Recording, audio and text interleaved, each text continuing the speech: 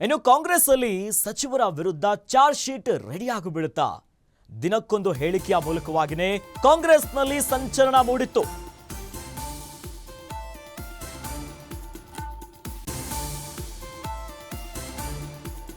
ದಲಿತ ಸಚಿವರ ಸ್ಟೇಟ್ಮೆಂಟ್ ಇಂದ ಬಹುದೊಡ್ಡ ಹೊಡೆತ. ಪವರ್ ಶೇರಿಂಗ್ ಫೈಟ್ ನಿಂದ ಕಾಂಗ್ರೆಸ್ ಪಕ್ಷಕ್ಕೆ ಆಗಿದ್ದೇನು? ರೆಡಿ ಆಯ್ತು ಕಾಂಗ್ರೆಸ್ ಒಳ ಜಗಳದ ಕಂಪ್ಲೀಟ್ ರಿಪೋರ್ಟ್. ದಲಿತ ಸಚಿವರ ಹೇಳಿಕೆಯಿಂದಲೇ ಪಕ್ಷಕ್ಕೆ ತೀವ್ರವಾದಂತಹ ಡ್ಯಾಮೇಜ್. ಮುಂಬರುವ ಸ್ಥಳೀಯ ಚುನಾವಣೆಯಲ್ಲಿ ಕೈಗೆ ಬಿಗ್ ಶಾಕ್. ಸದ್ಯದ ಸರ್ಕಾರದ ಟ್ರೆಂಡ್ ಸೆಟ್ ಹೇಗಿದೆ ಅಂತ ವರದಿಯಾಗಿದೆ. ವರಿಷ್ಠರಿಗೆ ಚುನಾವಣಾ ತಜ್ಞ ಸುನಿಲ್ ಕುನುಗೋಳ್ ಅವರು ರಿಪೋರ್ಟ್ ಅನ್ನ ರೆಡಿ ಮಾಡಿಬಿಟ್ಟಿದ್ದಾರೆ. ರಿಪೋರ್ಟ್ ಈಗ ಬಹಳ ಕುತೂಹಲ ಕಾರಣ ಆಗಿಬಿಟ್ಟಿದೆ. ಸಚಿವರ ದಿನಕ್ಕೊಂದು ಬಹಿರಂಗ ಹೇಳಿಕೆಗಳು ಇವೆಲ್ಲವೂ ಕೂಡ ಈಗ ತೀವ್ರ ಮುಜುಗರಕ್ಕೆ ಕಾರಣ ಆಗಿಬಿಟ್ಟಿದೆ. ಇನ್ನು ದಲಿತ ಸಚಿವರ ಸ್ಟೇಟ್ಮೆಂಟ್ ಇಂದ ಬಹುದೊಡ್ಡ ಹೊಡೆತ ಆಗಿದೆ.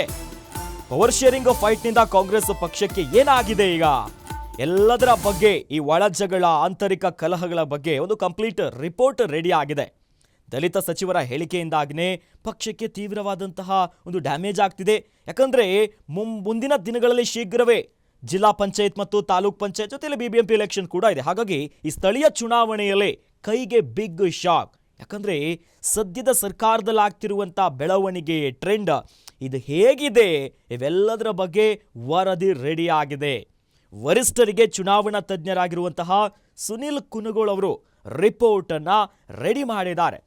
ಹಾಗಾದ್ರೆ ಈ ವರದಿಯಲ್ಲಿ ಏನೇನಿದೆ, ಈ ರಿಪೋರ್ಟ್ ಅಲ್ಲಿ ಯಾವ್ಯಾವ ವಿಚಾರಗಳನ್ನ ಉಲ್ಲೇಖ ಮಾಡಿದ್ದಾರೆ?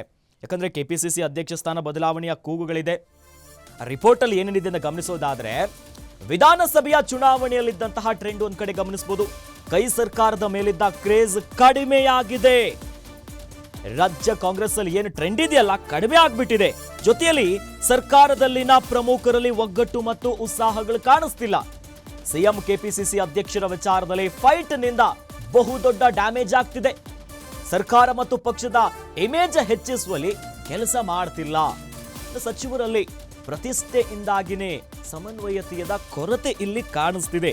ದಿನಕ್ಕೊಂದು ಹೇಳಿಕೆ, ಅವರ ನಡುವೆ ಆಗ್ತಿರುವಂತ ಕಿತ್ತಾಟ ಇದು ಪಕ್ಷಕ್ಕೆ ದೊಡ್ಡ ಡ್ಯಾಮೇಜ್ ಆಗ್ತಿದೆ. ಹಾಗಾಗಿನೇ ದಿನೇ ದಿನೇ ವಿಶ್ವಾಸ ಏನಿದೆಯಲ್ಲ ಸರ್ಕಾರದ ಮೇಲೆ ಜನರಿಗೆ ಇದು ಕಡಿಮೆ ಆಗ್ತಿದೆ.